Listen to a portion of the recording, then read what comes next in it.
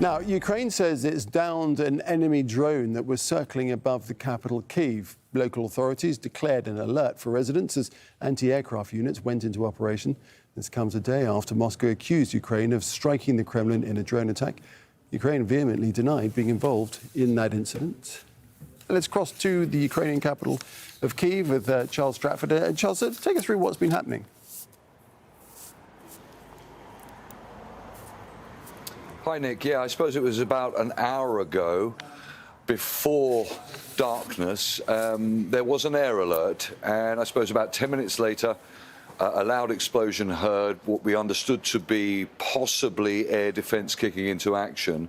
And then literally what seemed to be a drone began circling the area behind me. I suppose this would have gone on for about 15, 20 minutes. And I said, what is so bizarre about it is that the attempts by the Ukrainians to down it were a failure initially. There was a lot of small arms fire. There was a lot of flashes in the sky of possibly higher caliber weapons being used. And what the Ukrainians are saying was a drone continued to circle. Now, military analysts are beginning to say that this could be because the drone had been blocked, had been jammed, and so it was circling slowly. But it was the inability, seemingly, of the Ukrainians to be able to hit it that was so surprising, in addition to the fact that this happened in broad daylight. There seemed to be at least one attempt using what we presume to be some surface-to-air missile hit it. That failed. And I suppose, yeah, as I say, about 15 to 20 minutes later, the drone disappeared out of our vision. There was a loud explosion, and we are now beginning to see video, which we understood was shot on mobile phones, of a fireball descending into an area of central Ukraine, central Kyiv. The authorities are now confirming that it was indeed a drone that has been shot down.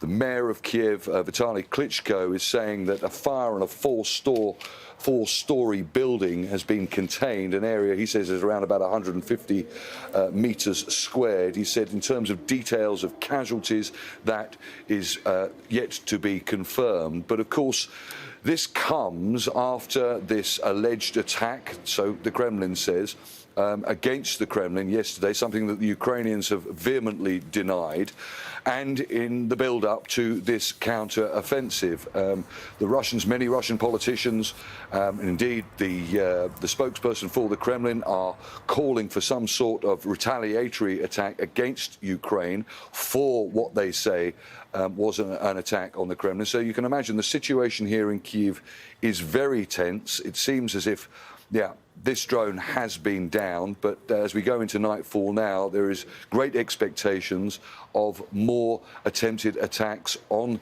targets in and around the capital and the wider country, as we saw last night and as we've seen on 3 or 4 occasions over the last week. All right, Charles, we'll leave it there. Thanks for that update. Charles Stratford reporting from Kyiv. Well, the Kremlin has accused the United States of guiding Ukraine to launch that drone attack on the Kremlin. The White House and Kyiv have strongly denied being behind the attack, which reportedly damaged the roof of the Kremlin's Senate. Moscow calls it an assassination attempt on Vladimir Putin. Alan Fisher has more from Washington, D.C. You get a sense there's a frustration among the Americans that they're being accused of this. They've pointed out that throughout the entire conflict, which has stretched more than a year now, the Americans have never provided the Ukrainians with any weapons to attack beyond its borders, nor will they at this point. John Kirby, who is the spokesman for the National Security Council, well, he's been doing the rounds and using quite undiplomatic language, essentially saying that the Russians are lying. We still don't really know what happened. So we're not making an assessment right now. I did see comments from Dmitry Peskov this morning, Putin's flak, and claiming that we had something to do with it. Washington, I can assure you that there was no involvement by the United States in this. Whatever it was, it didn't involve us. We've seen nothing on camera from Antony Blinken, who of course is the Secretary of State, or Lloyd Austin, the Defence Secretary, or even from Joe Biden himself. The feeling seems to be that they're not going to put a senior figure on these allegations that the United States was behind these drone attacks because it would give them more credibility. But it's very clear from the American side that they want the Russians to provide proof that the Americans were behind this drone attack. And at the moment, of course, they've provided nothing like that. Ukrainian President Volodymyr Zelenskyy has been to the International Criminal Court at The Hague, pushing for a special war tribunal. Zelenskyy met the Dutch Prime Minister, Mark Rutte, as well as members of parliament. The ICC issued an arrest warrant for Russian President Vladimir Putin back in March. He's suspected of ordering the deportation of children from Ukraine. And Zelenskyy says the tribunal will hold Russia accountable for its crime of aggression. Of course, we all want to see different Volodymyr here in The Hague. The one who deserves to be sentenced for these criminal actions right here in the capital of the international law.